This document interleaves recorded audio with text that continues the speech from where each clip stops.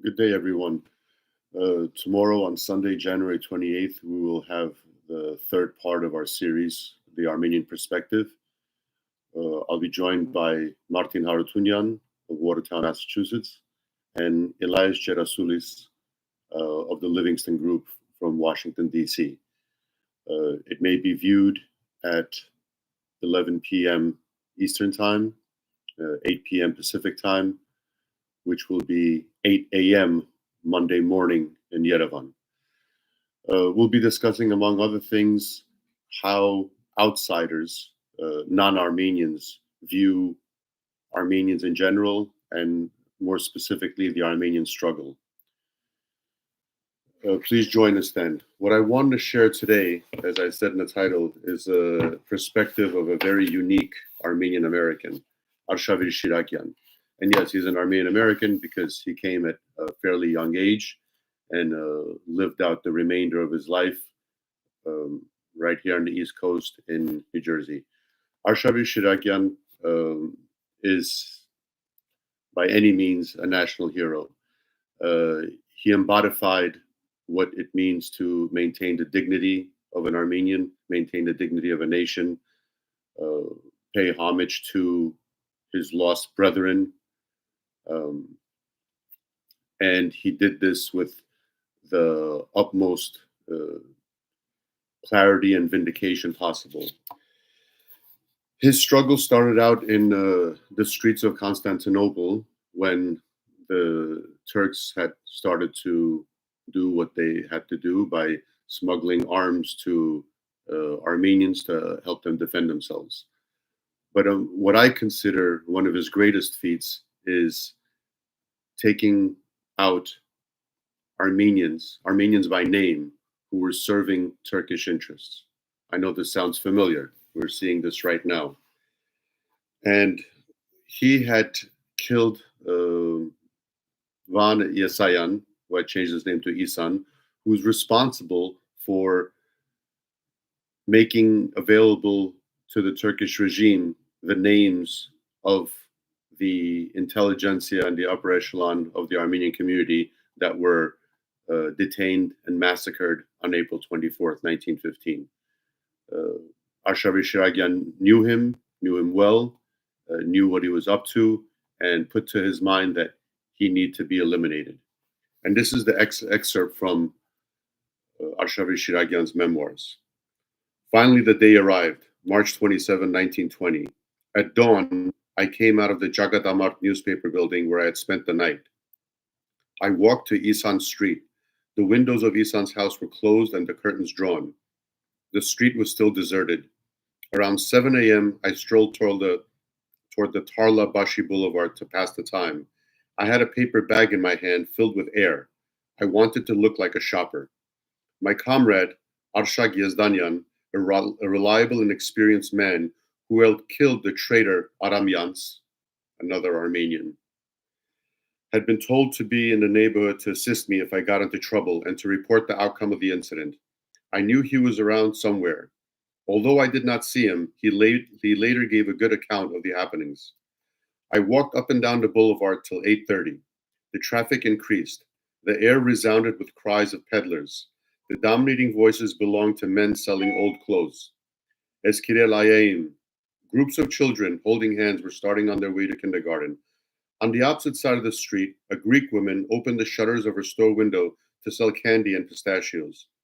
Near me, in the Greek meat store, a heavy Albanian young man started to cut meat with a huge knife. People were walking rapidly up and down the street.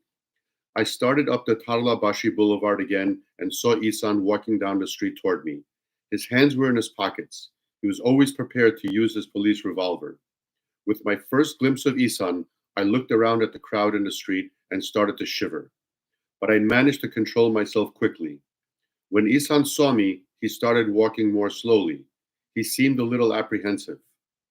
A Turkish police guard named Osman was 10 or 15 steps behind him. I tried to appear casual, smiling at Isan, the way I had hundreds of times before. I took my free hand from my pocket and nodded my head in greeting. The muscles of my face felt stiff, and it was an effort to smile or nod. Ihsan felt obliged to return my greeting, and in turn, he took out his hand out of his pocket. I was waiting for that move. I took out my revolver and fired. The first bullet missed his forehead and hit his throat. Ihsan then tried to do two things at once. He was trying to pull his revolver out of his pocket, and he was begging for help from passerby. For Osman turned and ran as I fired.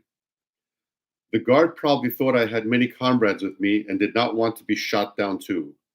My second bullet got Ihsan in the arm. When he realized he would not be able to use his gun, he started to run. I fired two more bullets after him as I chased him. There was quite a commotion in the street.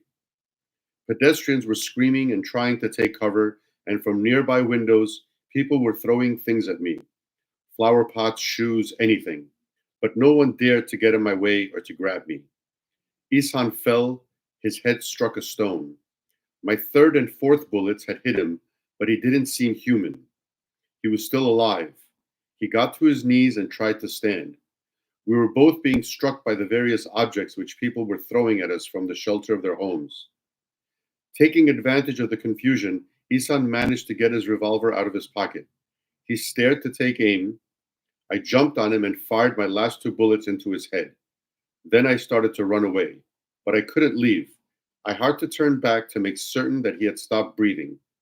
In my nervousness and because of my inexperience, I had done a sloppy job. His skull was shattered and his brains had splattered on the stones. Crowds of people gathered at the windows now. Women were screaming hysterically and men were shouting threats. But in one window stood a woman calmly staring at Ihsan's corpse. It was the widow of Dr. Benai. 5 years earlier, Ihsan and his police had arrested him. The doctor had been hanged early one morning. Since that morning, we had seen his widow rarely. She had retreated into mourning. The house of Dr. Dagavarian, another of Ihsan's victims, was also on the street. A crowd had started to gather around me. Carriages and humbuls with loads on their backs had stopped at the first sounds of shooting. The mob might make a move at any moment. I reloaded my revolver in a conspicuous manner and began to retreat. Suddenly, I noticed a huge Turk, one of the night watchmen, closing in on me. We were in front of the Cheblakian drugstore. As the Turk raised his hand, I lunged and hit him with the butt of my revolver. He tumbled and fell through the dark drugstore window. He lay in a pile of broken glass. The onlookers started to run away. Another watchman, who had been following his friend, changed his mind about capturing me. He stopped in his tracks. Brandishing my revolver, I ordered the crowd to make way for me. Turning into a side street, then walking more quickly, I got to another street. Then I ran, making a zigzag course through the side streets and back alleys. I stayed in Pera a month, then crossed over to the Asian side of the city.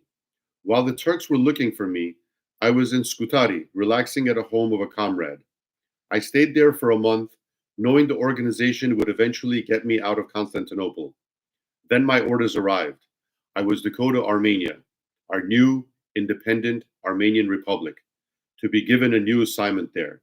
At last, I would get to see my country. The reason I read this is for two reasons. As I said, Ashrav Shirakian is an Armenian-American.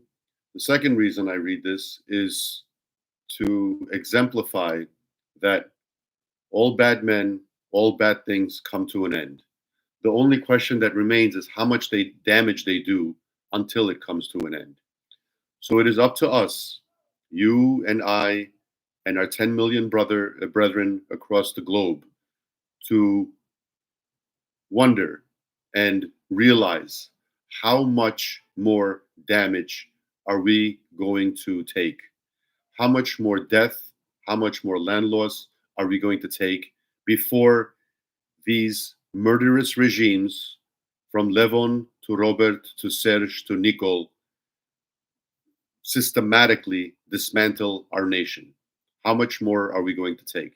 Their end is going to come undoubtedly. The question is, how much are we willing to take? Please join us tomorrow. And if you have any questions for myself, Martin Harutyunyan, or Elias Cherasulis, please forward them to me or write them on the comments below. Thank you for listening. We'll see you tomorrow.